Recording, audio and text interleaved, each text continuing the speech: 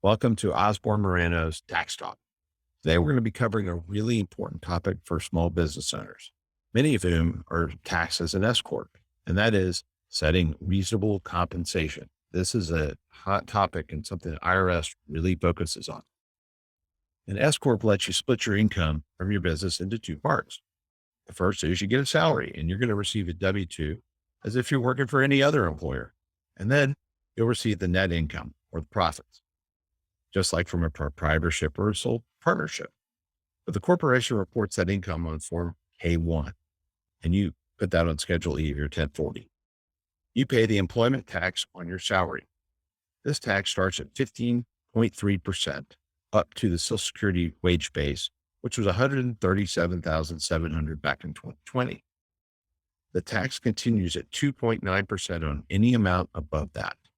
Plus, there's an additional Medicare tax on earned income above 200,000 or 250,000 for joint filers.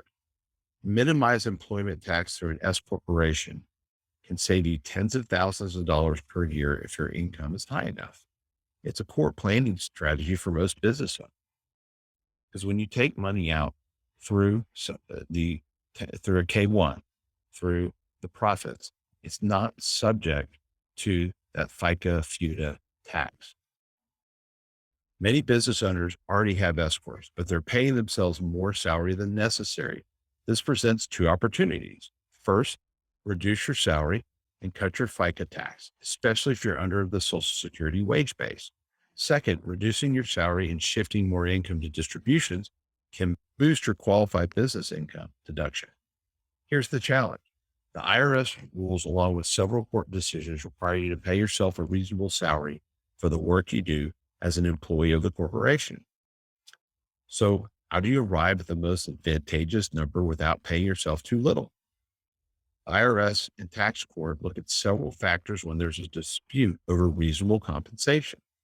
The IRS fact sheet 2008-25 lays out the 9 factors that the courts have to consider: training and experience, duties and responsibilities, time and effort devoted to the business, dividend history, payments to non-shareholder employees, timing and manner of paying bonuses to key people, payment by comparable businesses for similar services, compensation agreements, and the use of a formula to determine compensation.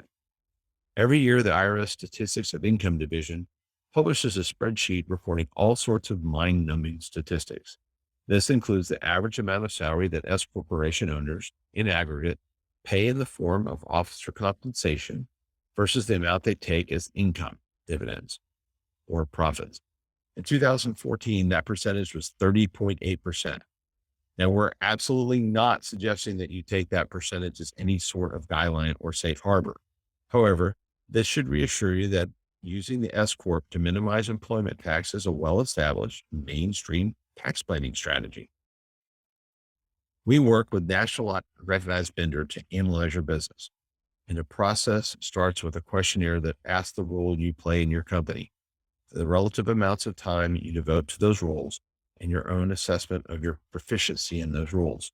It runs the information through a proprietary mix of IRS criteria, court rulings, geographic data, and a wage database to produce reasonable compensation amount and written support to back you up on this. And while we're on the topic of salary, startups will generally pay smaller salaries than mature businesses. If your business is losing money, there's no need to pay a salary at all.